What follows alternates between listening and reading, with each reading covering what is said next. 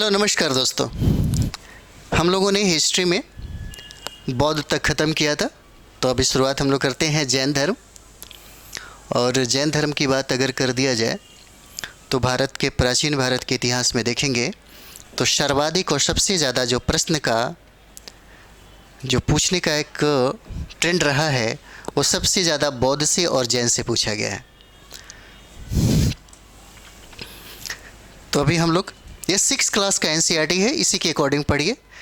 आगे की क्लास में इसका विस्तार रूप आपको देखने को मिलेगा, उसी तरीके से आपको पढ़ाया जाएगा। तो हम लोग अभी जैन धर्म को शुरुआत करते हैं। देखिए, जैन धर्म की अगर बात करें तो किसी भी युग में किसी भी अगर बात करें कि सामाजिक सुधार आंदोलन, सामाजिक धार्मिक सुधार आंदोलन जो होता है उसके पीछे बहुत सारा कारण होता है। कोई एक ही कारण मौजूद नहीं होते, उसके पीछे बहुत सारे कारण मौजूद होते हैं, जिसके कारण ऐसे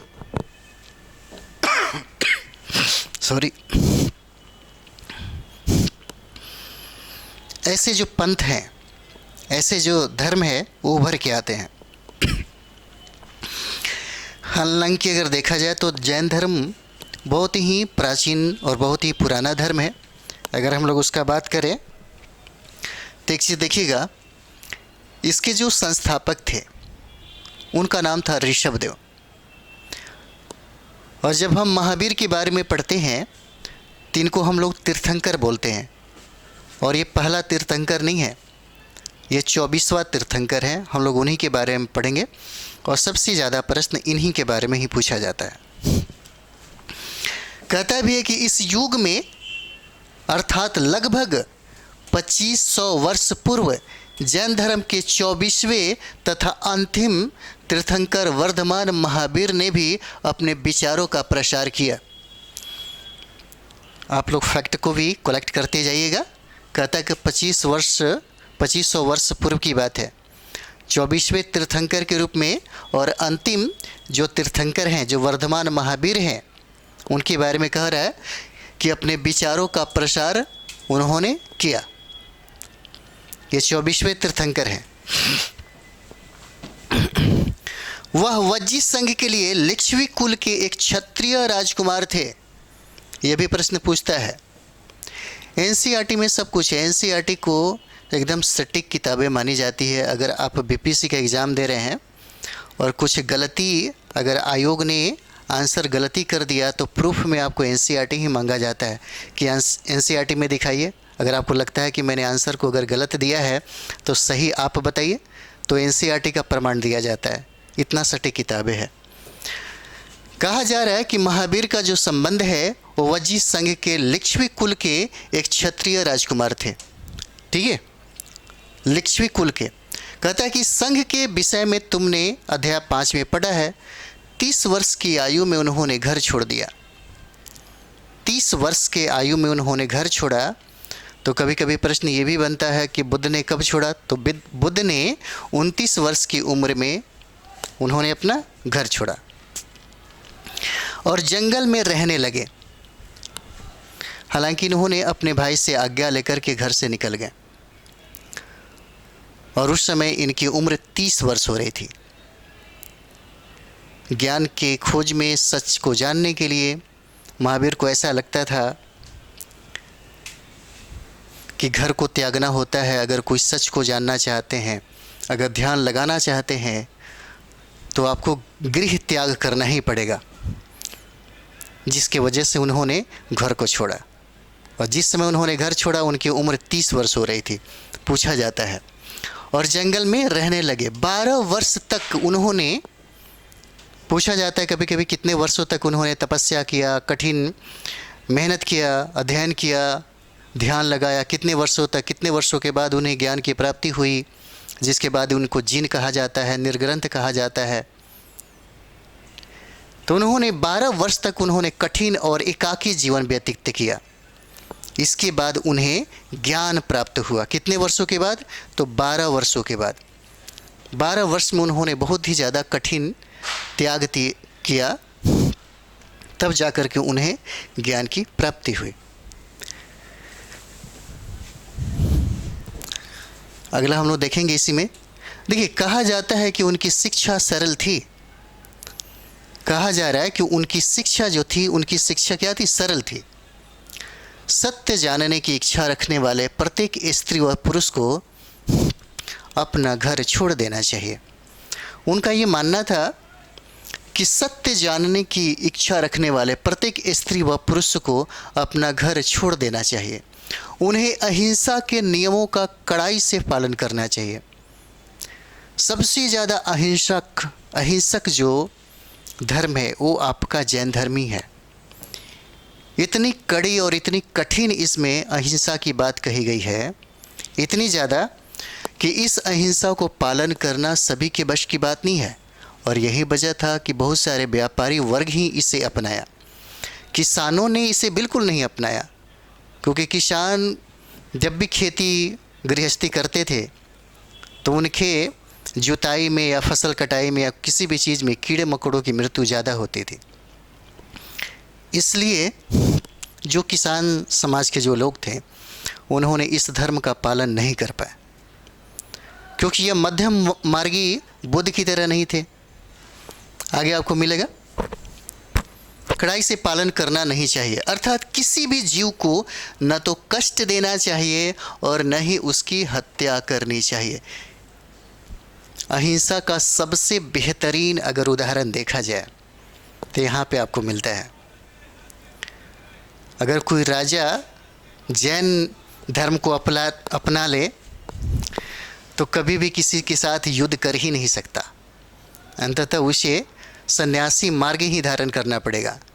जैसे में चंद्रगुप्त मौर्य अंतिम समय में उन्होंने अपनी सत्ता, अपनी गद्दी अपने पुत्र को सौंप करके वो श्रवण बेनगोला चले गए, क्योंकि वो जैन धर्म को अपना लिए थे।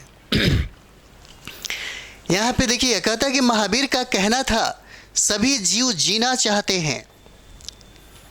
महावीर का कहना था कि सभी जीव जीना चाहते हैं, सभी के लिए जीवन प्रिय है, सभी के लिए जीवन प्रिय है। महावीर ने अपनी शिक्षा प्राकृत में दी। याद रखिए, पूछा जाता है कि महावीर ने अपनी शिक्षा किस भाषा में दी थी, तो ये देखिए, ये आपका प्राकृत हो जाता है,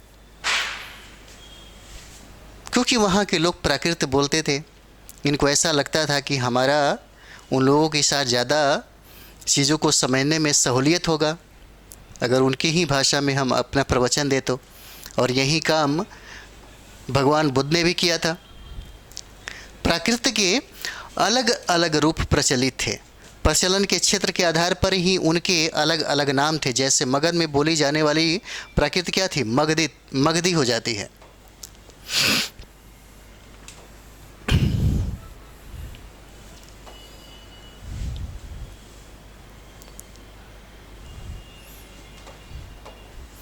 ठीक है, तो अलग अलग नाम थे।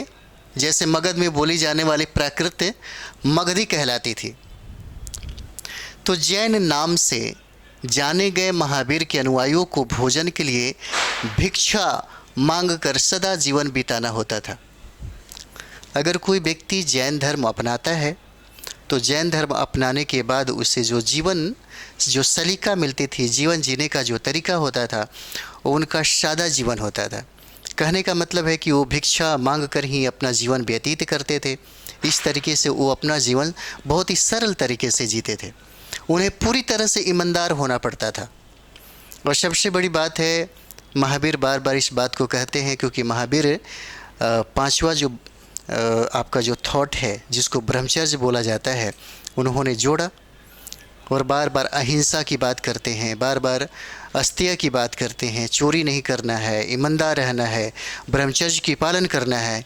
ये सारा जो संदेश है, ये जो सारा जो रूल है, इसमें कड़े रूप से इसको क्या किया जाता है? पालन किया जाता है।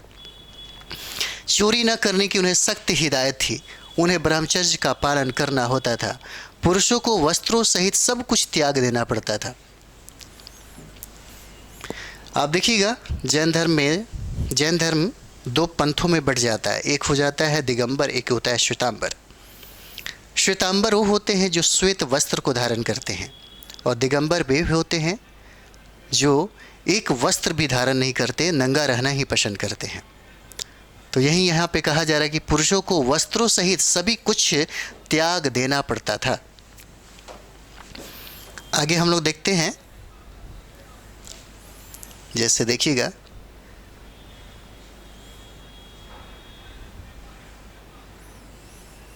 यहाँ पे देखिए, पूछा जा सकता है कि जैन शब्द का मतलब क्या होता है। यहाँ पे तो जैन शब्द जीन शब्द से निकला है, जिसका अर्थ होता है विजेता। ठीक है, जिसका अर्थ होता है विजेता। जैन शब्द जो है जीन शब्द से निकला है, जिसका अर्थ होता है विजेता। और महावीर के लिए जीन शब्द का प्रयोग हुआ है, क्योंकि उन्होंने अपनी इंद्रियों पे क्या कर लिया, उनकी पकड़ वहाँ पे सबसे ज़्यादा हो जाती है, वो जीत लेते हैं, जिसके कारण उनको जीन कहा जाता है। अधिकांश व्यक्तियों के लिए ऐसे कड़े नियमों का पालन करना बहुत कठिन था। अधिकांश लोगों के लिए कहा जा रहा है, जैसे मानते हैं कि बहुत ऐसे लोग हैं जो गृहस्थ जीवन रहते हुए ही जैन धर्म को अपनाते हैं। तो वहाँ पे अगर आप व्यापारी हैं, अगर आप आयात निर्यात करते हैं, तब तो ठीक है, वहाँ पे आपका बन जाता है। लेकिन अगर आप मजदूर हैं, किसान हैं, या कोई भी काम ऐसा कर रहे हैं जहाँ पे लकड़ी काटना हो या खेती करना हो, तो वहाँ पे जैन धर्म को समझिए कि ग्रहण करके पालन करना बहुत ही कठिन हो जाता है। कहता है कि फिर से हजारों व्यक्तियों ने इस नई जीवन शैली को जानने और सीखने के लिए अपने घरों को छोड़ दिया। यह बिल्कुल एक नई जीवन शैली हो जाती है। और कहा जाता है कई अपने घरों पर ही रहे और भिक्षु भिक्षुनी बने लोगों को भोजन प्रदान कर उनकी सहायता करते रहे। अगला कहता है कि मुख्यतः व्यापारियों ने जैन धर्म का समर्थन किया। मुख्यतः पूछा जा सकता है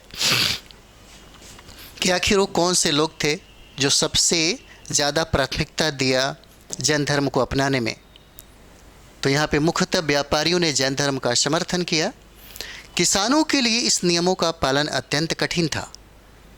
जैसे जैन धर्म जब अपनाते हैं तो उसके बहुत सारे विशेषता जो होती है, बहुत सारे जो उनके रूल रेगुलेशन होते हैं, नियम होते हैं, उसको पालन करना ज़रूरी होता है। अगर आप उसे पालन करते हैं तभी आपको कहा जाएगा कि हाँ, ये व्यक्ति जैनिज्म है। तो यहाँ पे कहता है कि जब ये इस धर्म को किसान अपनाते हैं तो उनके लिए उसका पालन करना बहुत ही ज़्यादा कठिन हो जाता है, क्योंकि जब भी खेती गृहस्थी करते हैं तो उसमें कीड़े मकोड़ों की मृत्यु सबसे ज़्यादा होती है, क्योंकि वहाँ पे अवश्यंभावी बन जाता है। इस हिसाब से देखा जाए तो जैन धर्म ये कहता है कि अहिंसा का जो पालन है वो एकदम वहाँ पे बहुत ही कठिन तरीके से, बहुत ही कड़े रूप में दर्शाया गया है। तो यहाँ पे किसानों को पालन करना बहुत ही मुश्किल हो जाता है। और वही कहता है क्योंकि फसल की रक्षा के लिए उन्हें कीड़े मकोड़ों को मारना पड़ता था। बाद की सदियों में जैन धर्म उत्तर भारत के कई हिस्सों के साथ साथ गुजरात, तमिलनाडु और कर्नाटक में भी फैल गया। कहता है कि धीरे धीरे, और देखिए धीरे धीरे वहाँ पे फैला जहाँ के लोगों ने सबसे ज़्यादा व्यापार करते थे। जैसे अभी भी देखिएगा, गुजरात का अगर क्षेत्र हम लोग देखें तो आज भी गुजरात के लोग सबसे ज़्यादा व्यापार करते हैं। राज्यों के साथ साथ विदेशों से भी उनका सबसे ज़्यादा व्यापार होता है। तमिलनाडु और कर्नाटक में भी बिल्कुल ऐसा ही है। महावीर तथा उनके अनुयायियों की शिक्षा कई शताब्दियों तक मौखिक रूप से ही रही। जैसे मानते हैं कि 24 तीर्थंकरों में हम देखते हैं हर एक गुरु दूसरे गुरु को शिक्षा देता होगा। हर शिष्य को वो गुरु बनते थे, फिर अपने शिष्य को देते थे, फिर ये चलता रहा, एक क्रमवत चलता रहा। मौखिक था, कोई लिखित नहीं था। वर्तमान रूप में उपलब्ध जैन धर्म की शिक्षाएं लगभग 1500 वर्ष पूर्व गुजरात में बल्लभी नामक स्थान पर लिखी गई थी। जैन धर्म का 2 संगम होता है। यहाँ पे अगर देखेंगे तो जैन सभा जो होता है एक बल्लभी में होता है और दूसरा पाटलिपुत्र में होता है। आगे हम लोग पढ़ेंगे जहाँ से प्रश्न भी आपके पूछे जाते हैं। यहाँ पे हम लोग संघ के बारे में देखते हैं।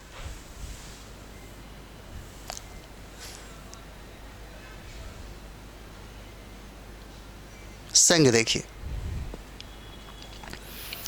संघ को कहा जा रहा है कि महावीर तथा बुद्ध दोनों का ही मानना था कि घर का त्याग करने पर ही सच्चे ज्ञान की प्राप्ति हो सकती है। कुछ कॉमन चीज़ें ज़रूर पढ़िएगा। 6 क्लास के एनसीईआरटी में भी बहुत सारी गहरी गहरी बातें कही गई है। जैसे देखेंगे कि महावीर तथा बुद्ध दोनों का ही मानना था कि घर का त्याग करने पर ही सच्चे ज्ञान की प्राप्ति हो सकती है। ऐसे लोगों के लिए उन्होंने संघ नामक संगठन बनाया जहां घर का त्याग करने वाले लोग एक साथ रह सकें। जैसे आप देखते होंगे, जब शिक्षा प्राचीन काल में जब लोग शिक्षा ग्रहण करने जाते थे तो एक गुरुकुल होता था, और गुरुकुल में सभी लोग समान रूप से रहते थे, चाहे वो किसी भी मतलब क्षेत्र का राजकुमार क्यों ना हो। सभी को वहाँ पे बराबर ही अधिकार था और बराबर ही मानना ये था। लेकिन बात यह है कि यहाँ पे जैन और बौद्ध जो धर्म है वो कुछ अलग ही संदेश देता है, क्योंकि जिस संघ की बात यहाँ पे कर रही है वहाँ पे जो भारत की सबसे बड़ी बात ये कहा जाए कि जो वर्ण व्यवस्था था उसको बिल्कुल नकारा यहाँ पे जाता है। जो आडंबर है, जो पाखंड है, उस चीज़ को बिल्कुल नकारा जाता है, तब इसे यहाँ पे एक्सेप्ट करते हैं। वो आगे हम लोग पढ़ेंगे। तब वो कहते हैं कि जहाँ घर का त्याग करने वाले लोग एक साथ रह सके। संघ में रहने वाले बौद्ध भिक्षुओं के लिए बनाए गए नियम विनय पिटक नामक ग्रंथ में मिलते हैं। याद रखिएगा, संघ में रहने वाले बौद्ध भिक्षुओं के लिए जो नियम बनाए गए हैं, नियम, उसका वर्णन आपको विनय पिटक में मिलता है और पूछा भी जाता है इस सब का किसने इसका मतलब समझिए कि लिखा, इसमें क्या क्या वर्णन किया गया है, ऐसे भी प्रश्न पूछे जाते हैं। जैसे बौद्ध भिक्षुओं के नियम जो बनाए गए वो विनय पिटक में है। एक और आपको मिलेगा सुत्त पिटक। तो विनय पिटक में हमें पता चलता है कि संघ में पुरुषों और स्त्रियों को रहने की अलग अलग व्यवस्था थी।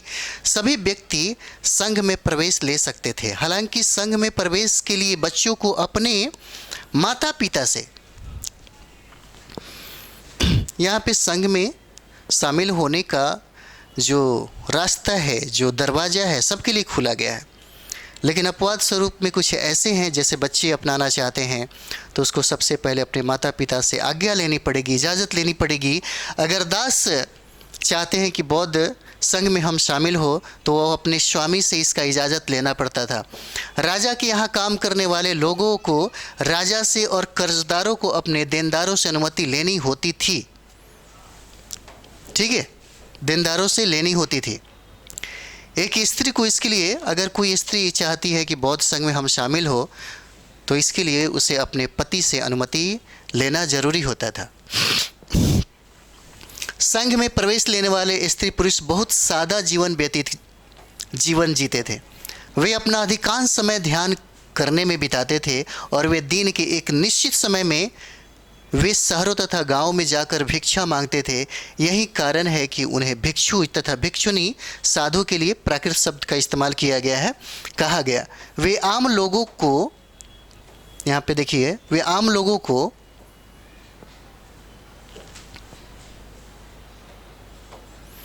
शिक्षा देते थे और साथ ही एक दूसरे की सहायता भी करते थे। और यही वजह था कि बौद्ध जो धर्म है वो बहुत ही ज़्यादा विकसित हुआ,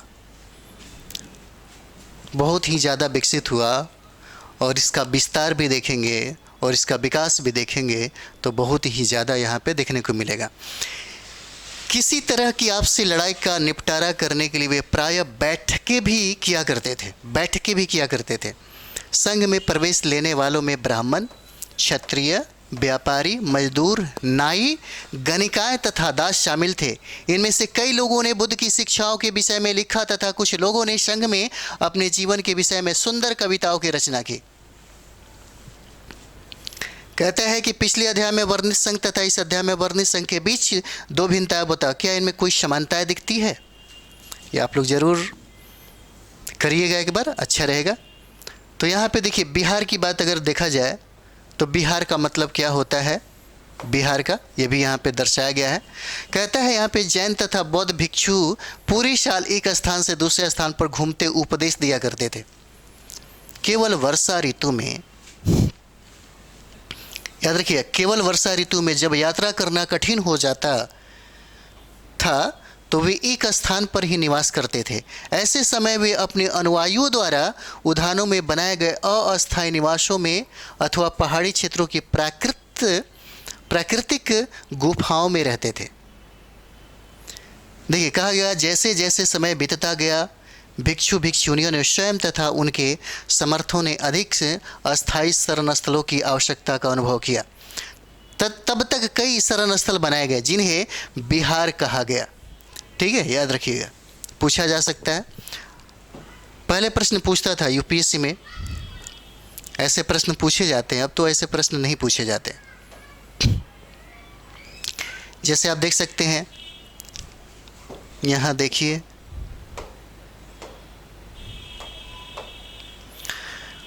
पहाड़ी को काटकर बनाई गई एक गुफा, यह कार्ले गुफा का चित्र दिखता है जो वर्तमान में महाराष्ट्र में है। भिक्षु भिक्षुनियाँ इन शरण स्थलों में रहकर अपना ध्यान करते थे। ध्यान बहुत बड़ी बात है। आप एक टर्म आपने पढ़ा कि ध्यान करते थे।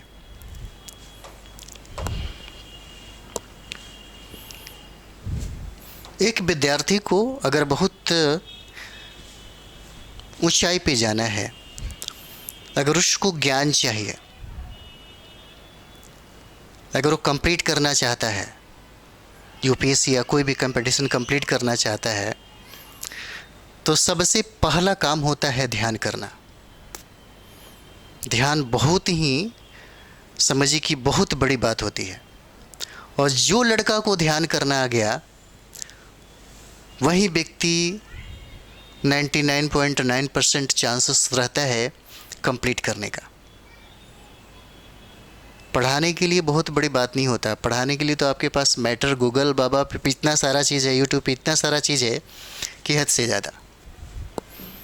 एक रियल टीचर, एक असली टीचर सिर्फ ध्यान लगाना ही सिखा सकता है। पढ़ने के लिए तो बाकी तो सब कुछ आप करेंगे।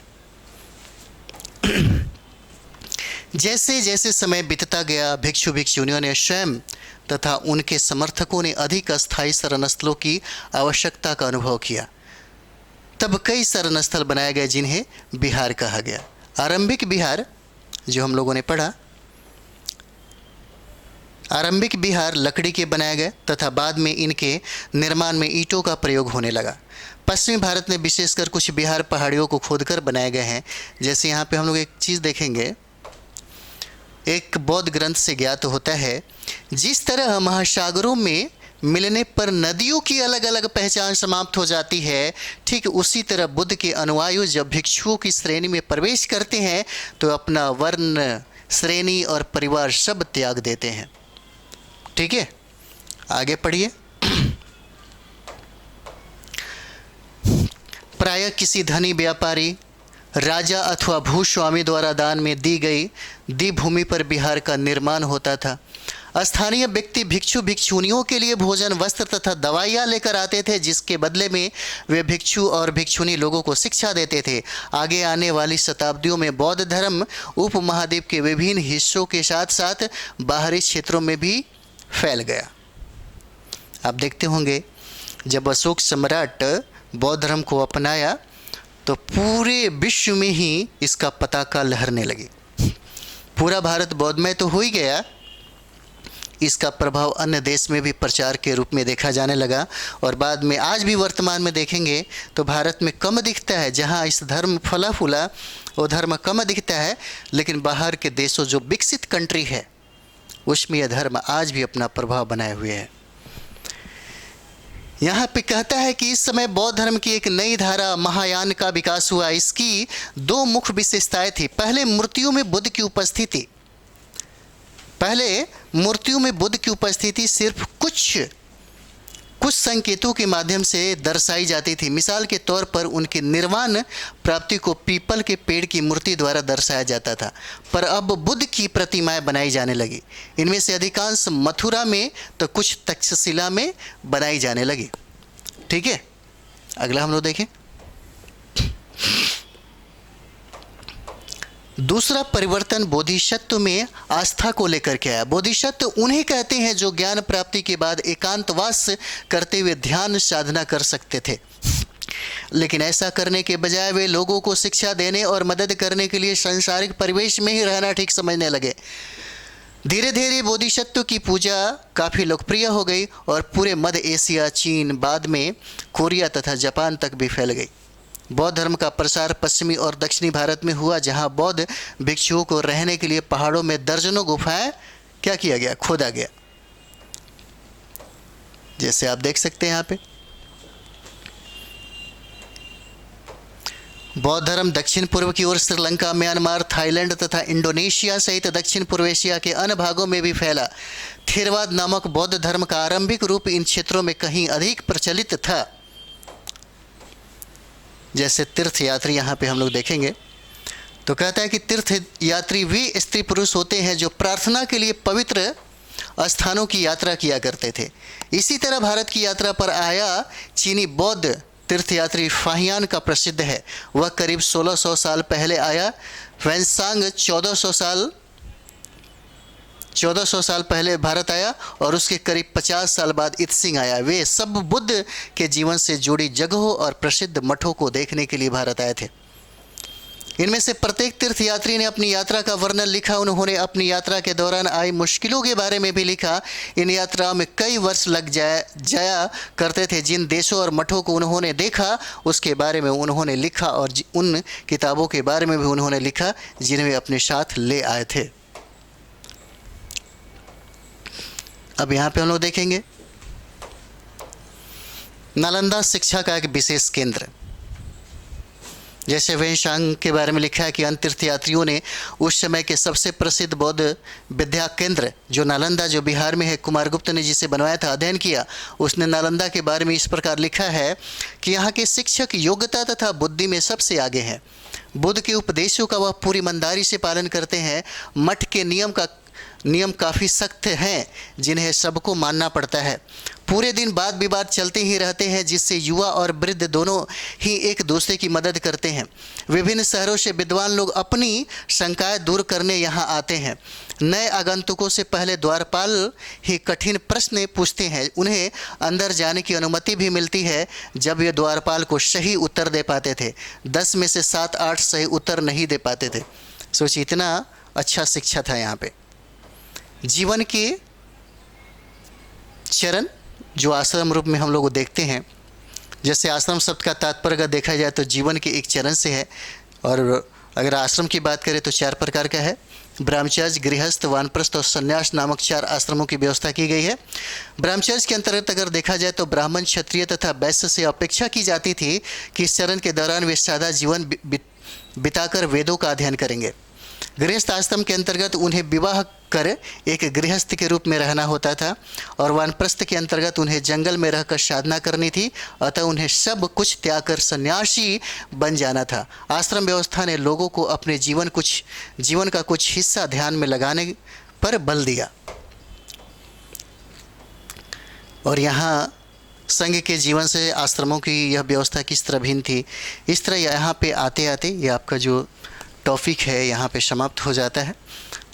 हम लोग इसके बाद से दूसरा टॉपिक शुरुआत करेंगे, ठीक है। तो ये वाला जो टॉपिक रहा ये समाप्त हो जाता है। मिलते हैं एक छोटे से ब्रेक के बाद।